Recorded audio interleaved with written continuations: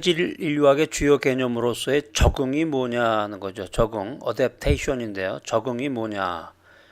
이 광의의 의미에서의 적응이라고 하는 것은 그 유리한 방향으로 변해가는 것을 말한다는 거죠. 변하는 거예요. 변하는 건데 유리한 쪽으로 변해가는 거. 이거를 가리켜서 적응이라고 한다. 체질 인류학에서 유리한 방향으로 변해가는 것을 어댑테이션이라고 한다라고 하는 것입니다. 개인이나 집단에게 유리한 생물학적인 면이나 행위를 적응이라고 설명을 하는 것인데, 문화 적응은 의복이나 주거지 또 이 식량 생산 같은 이 기술적인 방안을 말하는데, 이런 기술은 궁극적으로 인류를 성장시키고 발전시키게 됩니다. 더 나아가서 사회 조직과 행위를 규제하는 이 룰이라든가 커스텀 같은 경우도 이 적응에 속한다는 거죠. 문화 적응에 속한다.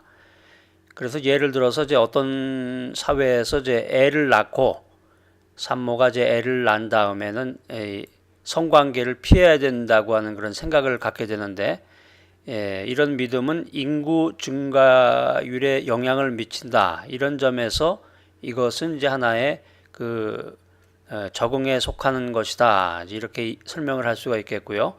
그래서 문화 적응이라고 하는 것은 집단의 구성원들에게 다르게 영향을 미친다는 것입니다. 일률적으로, 획일적으로 모두 똑같이 적용이 되고 영향을 미치는 게 아니라 어떤 구성원들에게는 적응으로 해당이 되는 것이 다른 사람들에게는 적응에 해당이 안 된다. 이렇게 설명을 할 수 있다는 것이죠.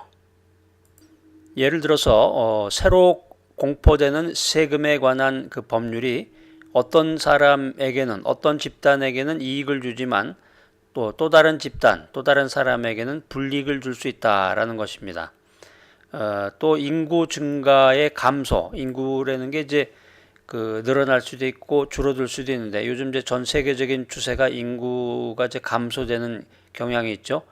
이 인구 증가의 감소가 어떤 환경에는 이롭지만 다른 환경에서는 불리하다. 이제 이런 예들을 우리가 살펴볼 수가 있겠는데, 자, 그래서 이 적응이라고 하는 것은 이 생물학적인 특성을 가지고 있다라고 하는 것입니다. 그래서 어떤 생물학적인 적응은 생리적이고 또 신진대사의 변화를 의미하기도 합니다.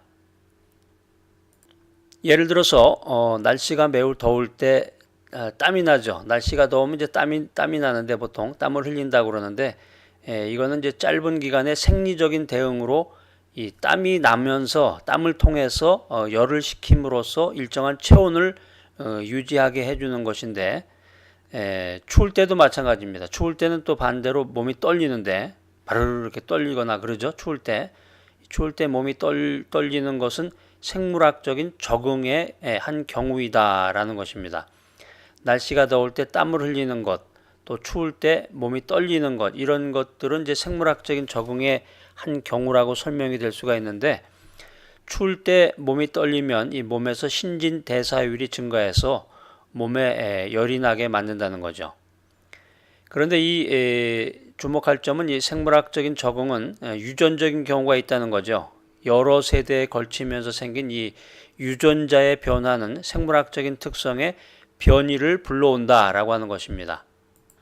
자, 우리가 잘 아는 그런 비근한 예가 되겠는데, 적도 지방에 사는 사람들이 이제 피부색이 검은데 주로 오랜 기간에 이 적응의 하나의 사례가 될 수 있다라는 거죠. 검은 피부가 태양의 자외선으로부터 피부를 보호해주는 역할을 하기 때문에 이 적도 지방에 사는 사람들의 피부색이 검게 변해 간다고 하는 것입니다.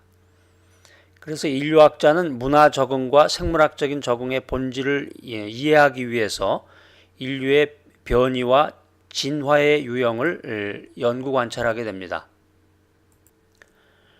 그런데 어떤 경우는 이게 쉽고 분명하게 설명할 수 있는 경우가 있고, 어떤 경우는 그렇지 않고 더 시간을 요구해서 시간을 가지고 더 연구해야 될 필요가 있는 경우가 있다라고 하는 것입니다.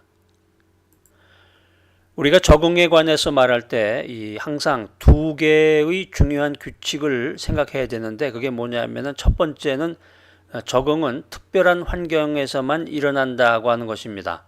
적응은 특별한 환경에서만 일어난다. 어떤 환경에 적응인 것이 다른 환경에서는 적응이 아닐 수가 있다라고 하는 것입니다. 이게 이제 첫 번째 규칙이 되겠고요.